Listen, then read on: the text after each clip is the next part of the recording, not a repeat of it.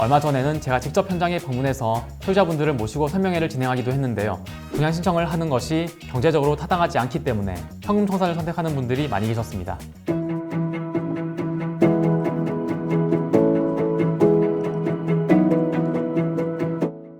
안녕하세요.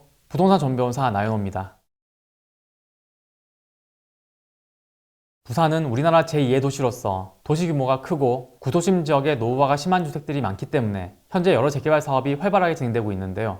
그 중에서도 앞으로 부산 금정구에 대장 아파트가 들어설 것으로 기대를 모으고 있는 서금사 A구역에서 현금 청산 대상자들에 대한 협의 절차가 진행되고 있습니다.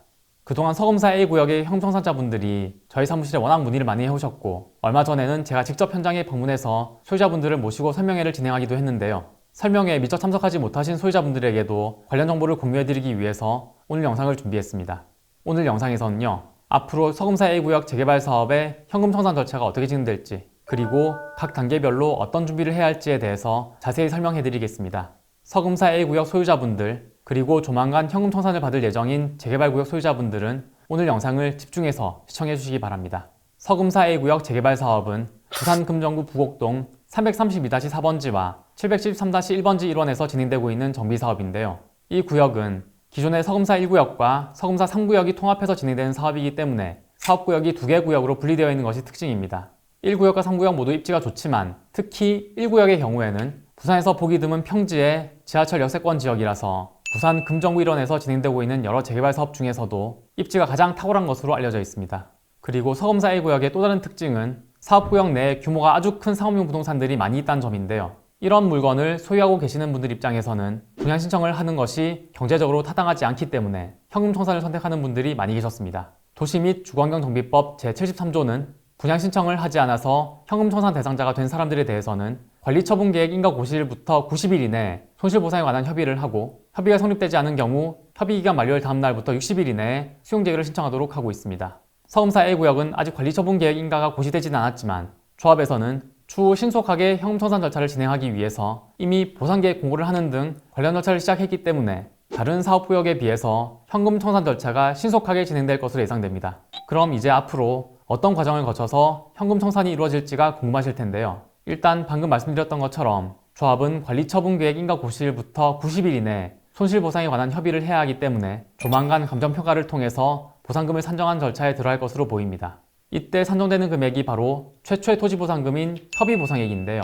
협의보상액 수준이 너무 낮게 산정되면 이후 증액 절차에서 아무리 노력해도 증액되는 보상금에 한계가 있기 때문에 소유자 입장에서는 첫 단계인 협의보상 단계에서 잘 대응하는 것이 아주 중요합니다. 그래서 저희 법무법인도 재개발 사업의 경우에는 협의보상 단계부터 사건을 수임해서 협의보상 평가에 적극적으로 대응하고 있습니다. 이 부분과 관련해서 어차피 협의보상액은 감정평가에서 결정하는 것이니까 변호사의 도움은 필요 없지 않느냐고 물어보는 분들이 계신데요. 방금 말씀드렸듯이 협의보상 단계는 실질적으로 보상금 수준을 결정하는 중요한 절차인데, 이렇게 안일한 마음으로 계시다가 나중에 후회하시는 분들을 제가 그동안 너무나 많이 보았기 때문에 나중에 후회를 남기지 않기 위해서라도 전문가를 선임해서 최선을 다해서 대응하셔야 한다는 점을 꼭 강조드리고 싶습니다.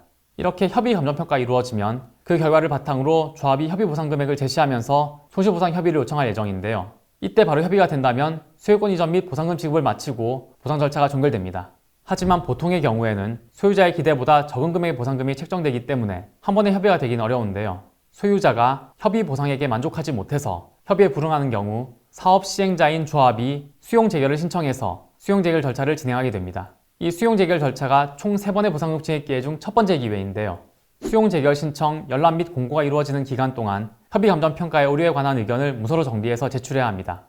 만약 제출 기한을 놓치는 경우 의견이 반영되지 않으니까요. 기한을 철저하게 지키셔야 합니다. 재결 신청 열람 공고가 마무리되면 수용 재결 감정 평가를 거쳐서 수용 재결이 이루어지는데요. 이때 수용 재결에서 정한 손실보상금을 수령하는 경우에는 지급 신청을 할 때 반드시 이의 유보의 뜻을 표시해야 합니다.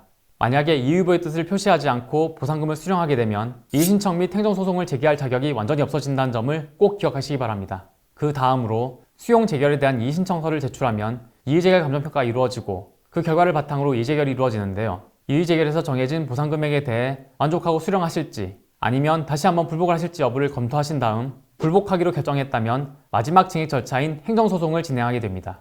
많은 분들이 토지보상 절차가 끝날 때까지 소요된 기간을 궁금해하시는데요. 보통의 경우 수용 재결 6개월, 이의 재결 6개월, 행정소송은 6개월에서 12개월 정도로 예상하시면 됩니다. 그리고 수용 재결 단계에서 일단 보상금을 전액 수령하시고 이의 재결과 행정소송에서는 각 단계별로 상승되는 금액을 추가로 수령하시게 됩니다. 지금까지 서금사 A구역의 형평성에 대해서 살펴봤는데요. 제가 말씀드린 것처럼 서금사 A구역은 다른 재개발 사업지에 비해서 현금 청산 절차가 빨리 진행될 것으로 예상되기 때문에 지금부터 신속하게 준비를 시작하시는 것이 안전합니다. 그리고 혹시 준비 과정에서 저희 도움이 필요하신 분들은 주저하지 말고 연락 주시기 바랍니다. 신속하고 정확하게 상담해 드리겠습니다. 그럼 다음에 또 좋은 영상으로 찾아뵙겠습니다. 시청해 주셔서 감사합니다.